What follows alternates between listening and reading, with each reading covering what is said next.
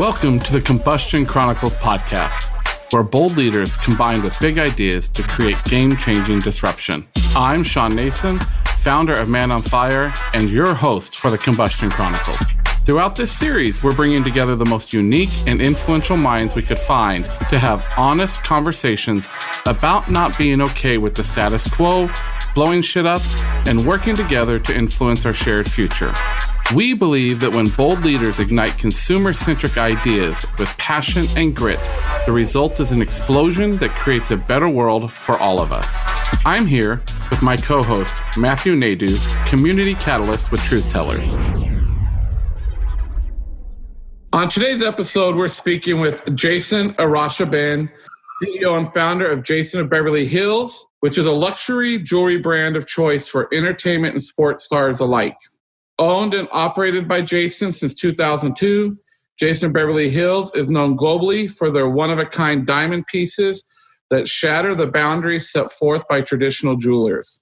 While attending UCLA, Jason started his business selling plastic hair clips and silver trinkets from a 6-foot table on campus. What started from a small single apartment selling plastic accessories has now grown to 6 retail stores worldwide selling high-end diamond pieces to the world's elite.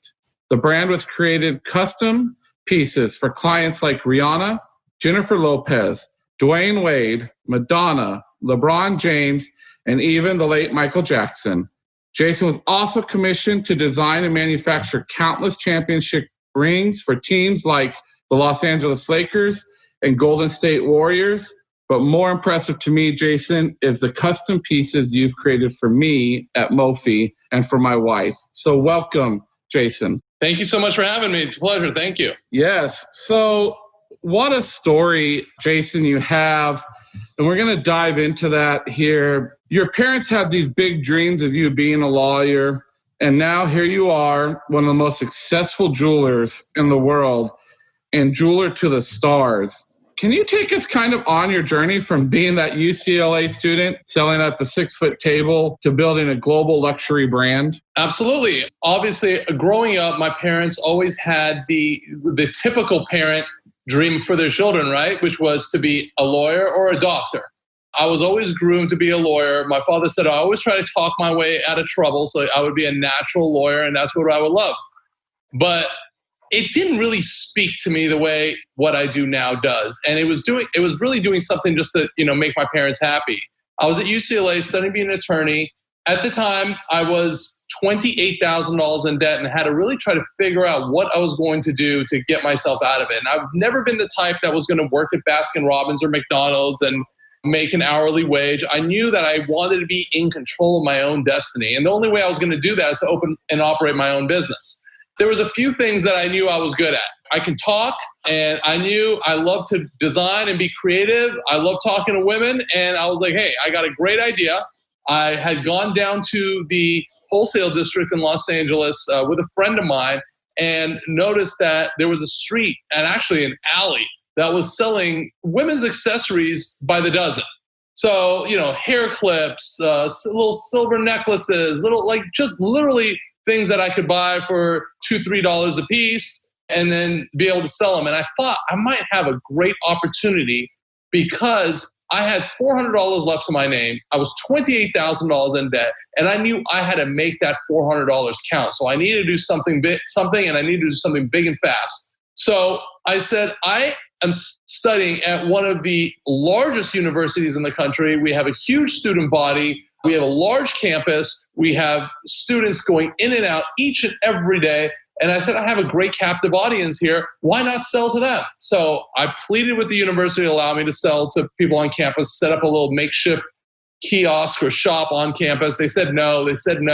But I didn't stop asking. I asked once, twice, 10, 15 times before they got so annoyed by me because I said, you need to encourage my entrepreneurial spirit and give me a chance to do something here. And they finally gave me a chance so long as I gave 20% back to the school. So I did that.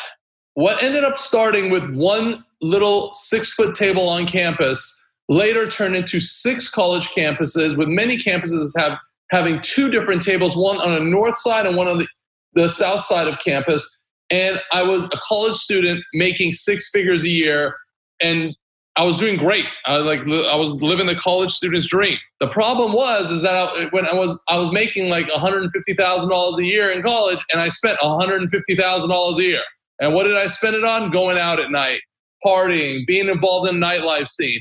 Probably something I wouldn't want my own children doing, but nevertheless, that really was a stepping stone to really building my career.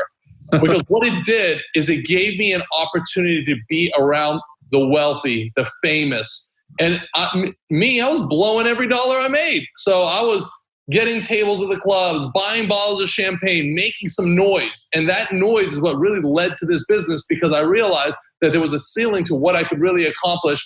And I wasn't able to be able to harbor my creative spirit. I wanted to design stuff. I sat down and started drawing diamond pieces without knowing anything about the industry. I started drawing diamond pieces with the idea of sharing them with some of the celebrities I'd come across during all my nights going out. And guess what?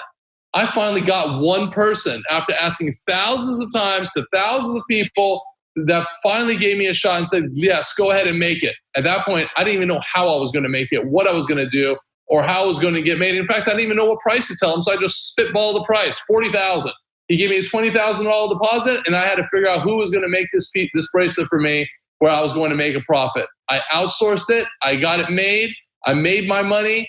And fast forward 18 years later, I started dealing with all the biggest celebrities in the world, socialites, royalty, and now we've opened retail stores, and the rest is history. What a story. Love it, love it, love it. With that said, Jason, and you're talking to a disruptor here that loves to push the edges. When it comes to your creative process, you've been quoted as saying, I'm anti-conformist and go against the grain. I like to do pieces that challenge the level of creativity, so my stuff is definitely not for everyone. And you've elaborated by saying, if I know my mother's going to like it, I don't want it in my collection. Correct. So you are like my brother from another mother. We tell people around Mophie, our consulting group, around Man on Fire, with the Combustion Chronicles, that we are not for everyone. And I'm pretty fucking okay with that. Like, some people are going to like me, some people aren't. Some people want to do business with me, some people won't. And I'm okay with that. And I even love your statement, if my mother's going to like it, I don't want it in my collection. And my mother probably rolls over in her grave continually at some of the things I do. Mm-hmm. So with that said, what drives that rebellious and disruptive nature and spirit in you? I wouldn't categorize myself as, some rebel that's out there stealing cars and setting off fireworks. Okay. I'm definitely, I like to push the envelope, but I do it because I want to have a reason to get up in the morning. I want to be inspired each and every day.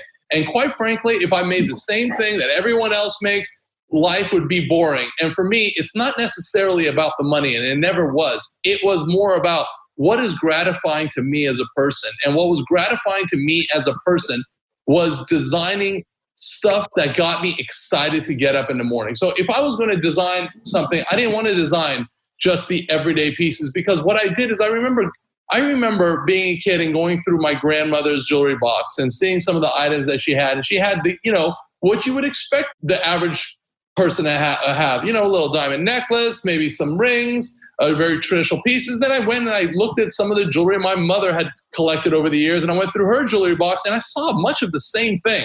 So generation after generation after generation, you really have not seen the big jewelry houses like Harry Winston, Cartier, Tiffany's really, really venture off the road and off the path and just basically kind of conform to what they feel the people would like. I decided to do the exact opposite. I didn't care if they would like or not like my items. I wanted to design something that would be fun to make and let the chips fall where they may. If the people like it, they like it. And if they don't, they don't. But I wasn't going to be satisfied sitting over there just to make $1 and design something that looks like everyone else's jewelry. So that's the route I took. I made my first few pieces. I designed some really eccentric pieces, little off-the-wall pieces. A lot of people don't like it. But the people who have purchased everything, they've gotten everything up and down Rodeo Drive and Madison Avenue and Bond Street and been to all the traditional jewelry houses. These type of people are people that are looking for something different. Celebrities that have seen everything under the sun are looking for something different, something that that really exemplifies their personal taste, their identity, their personality. And my designs allow people to do that, allow people to have fun wearing jewelry again, not just wearing it because that's what you're supposed to wear and that's what's supposed to look good when you go to a wedding. I designed for me first. And originally I didn't know if clients would like it. And when I opened my first store, I was nervous. Like, are people really going to like the stuff I make? And lo and behold, they loved it. It was a great reaction. Yeah. Jason, you and I met about a year ago and have deeply fallen in love, and your passion is clear. And I want you to share a little bit of a story, because I remember walking into your boutique in Las Vegas, and I had passed by that door, I don't even know how many times, and didn't even completely understand, and kind of even looked in the window and thought, that's some interesting stuff. But again, that traditional, oh, my wife wants this piece or that piece. But I remember walking into that store and that boutique and looking and turning around, and it's the moment that transformed even our journey on how we purchase jewelry. But there was a piece there that was custom made after a Disney movie that my wife and I deeply love. And it was the balloons in the house from Up. Mm. And I was with a friend of mine, and I said, I have to buy that piece. And I remember purchasing that piece, and it's been, a journey since. You've made a piece to match it for me. But what was your story behind building that piece? Because it's exquisite, it's beautiful. And I remember I'll never forget the first night my wife wore it, where we were at. Would love to know that story. Every piece that I make it's never like, people always ask me what inspires you when you're making pieces. And the last thing I'll ever look at is jewelry, right? It's really about life experiences. And it could be, throughout my travels, it could be looking at architecture. It could be looking at nature. It could be looking at furniture or clothes design. It's like, it really is. It could be watching a movie. And I watched a movie, I get inspired because I love everything that it represents. It's not so much only about the movie itself. It's about the message that it sends out, like the ascension, rising up, rising above the negativity, rising above evil. Like, I like the trajectory of it really representing going up, not down, right? So we all want to uplift our lives, uplift ourselves personally, uplift others. And I think that just that the word up, it has a positive connotation in so many different ways. And I think that's what really kind of inspired it. Although the movie definitely, there was a big part of the movie that inspired it, clearly from looking at the piece. I think it was the message behind it that made it, that really was the icing on the cake for me. And that was a piece, like many of my other pieces. It might not speak to the first 5,000 people that walk by my window, but it spoke to you. And it spoke, and that is the real reward behind what I do, is that I'll make pieces that might speak to 1 out of 1 million people. But you know how much more rewarding that is when I made that one piece that really hit personal for that one person? That's far more rewarding than just doing some stud earrings that everyone can make. This is Matt, and I haven't seen the piece, but just the passion that Sean speaks about it and just you describing it, I can only imagine how beautiful it is. So I love your description and how much that means not only to you as the maker, but coming around it and knowing that it means so much, not more, to somebody else. I just want to be clear, you're not making hair clips or anything anymore, correct? No, I'm not. Yeah. Okay, because that's about my range as far as, stocking stuff first. But joking aside, I love what you said about just your passion and wanting to do something different and just going for it, because I think that speaks volumes for a lot of people right now who are losing their jobs and who are reevaluating their life as what happened and how did I get stuck here? So hearing your story that you just went out and did what you love, I think that's not only beautiful as far as people looking for pieces that are unique, but just in general, what an amazing message. And especially you're talking about up and, transcending through everything. I feel like for me, that all comes full circle right now. I think, too, for the viewers to understand, Jason, it's not always been easy either. It's not always been that up beautiful story, there's been some really hard times going against and really disrupting an industry that wasn't always that way. And can you share with us like those moments when you wanted to quit or when you feel like you failed in it, but you kept going? And what would you say to the rest of the world as they're starting businesses or they're disrupting an industry that had never been disrupted? I truly feel that everyone in any business that you do, you have to servicing a niche is very, very important, right? But more important than anything is fueling your own passion. And if you do something that you love and you do something that you enjoy, you're going to be great and successful at it. And I think that a lot of times it's just, people tend to do what is expected of them, not what they are passionate about. And I think that a big reason why a lot of people are just not successful is because they never really geared their lives towards their passion. They geared their lives towards what people expected or what was the only thing available to them at the time. But it's like, there's always, as long as you're healthy and you're able to do it, there's always a way to get it done. And going against the grain is tough because you're going to hear more no's than yeses. And how many people told me this is stupid? This is a bad idea. You'll never be successful doing that. This is irresponsible what you're doing. My father told me, I remember. Told me I was irresponsible with my time. This is stupid. It's not a real business. And you know what? I heard no's from everyone, from friends, from my family, from everyone. But it's how you react to rejection and how you keep pushing through and how you don't take no for an answer and how you don't let those things bother you or bring you down. And how hard are you willing to fight? Are you willing to fight so hard that you're foaming at the mouth to get what you want, to achieve your dreams? And I think that as long as you have that passion, as long as you have that fight, and as long as you're able to not take no for an answer and follow your dreams, you're going to be successful. I'm giving you an air high five, Jason, because I think that's one of those fuck you moments to the world that I love to have. Like, I'm going to do this. And, Matt and I are part of a group called Truth Tellers, which is dealing with men and their emotional states, and particularly this epidemic that's happening besides COVID-19. There's another rising epidemic where 75% of men are lonely. And we have this tagline that we say, living authentically in the land of bullshit. Mm-hmm. When I say that to you, what does living authentically in the land of bullshit mean to you, Jason? What is it? Living authentically in the land of bullshit. I feel like you need to be authentic to yourself, which was kind of what I was speaking about earlier, right? Is like really, truly understanding and knowing who you are, being authentic. So when I design my jewelry, like I said before, I'm not designing for someone else. It was authentic to me. It's what made me happy. Now, had I let all the bullshit that was around me kind of misguide me, discourage me, change my path, money or no money, I wouldn't have been happy. And that's something that's really, really important, is that people tend to not be authentic to who they are. But before you can do that, you need to really have a true understanding of who it is that you are. What is it that you want to be?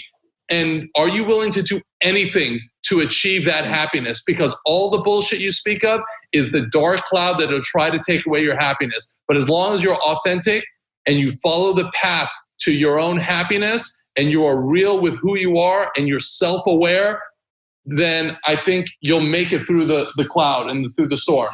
So that's what it kind of means to me when you say that. Awesome. Simply said here, what would the story of your life look like in jewelry form? The story of my life in jewelry form would be a piece of jewelry that was clearly repaired 2 or 3 times, that is pretty eccentric in different colors and looks like it started and stopped at different times, because I think that kind of tells a story of my career. Is we had setbacks, we will continue to have setbacks, but we fight through. And like every flaw has an inner beauty, right? So sometimes I make things that are not only eccentric, but controversial, maybe offensive to many, many people, but it's okay. And I think that a lot of my pieces that have multiple layers to them in as far as meaning, I think that would be very applicable to like what my life is. So if you ask me to be succinct, they basically would be a piece that looks like it's been started and stopped 3 or 4 times, because that's literally what makes up our life, all of us, right? We go through trials and tribulations. Nothing's perfect. and no jewelry piece is perfect, and nobody's life is perfect. We all go through it. I love that, Jason. Jason, you said that there's pieces that might offend somebody. Could you give an example of that? I'm intrigued. I've done, pieces that have references to drugs. I did a syringe ring with rubies in it. I've done a razor blade with diamonds hanging at the end as if it was cocaine, but it was really it's less about drugs and more about a play on words on people's addiction and vices. And we all have them, right? Whether it be drinking, it could be gambling, it could be women, it could be men, it could be shopping, it could be diamonds, right? We all have that. So it is about understanding, being self-aware and embracing your vices. And it was less about drugs, but everyone kind of, I got hate mail. I got people saying things to me. And I was like, well, if you really understand and took time to listen to what I was saying, it had nothing to do about drugs and had to do about embracing our flaws and understanding our flaws.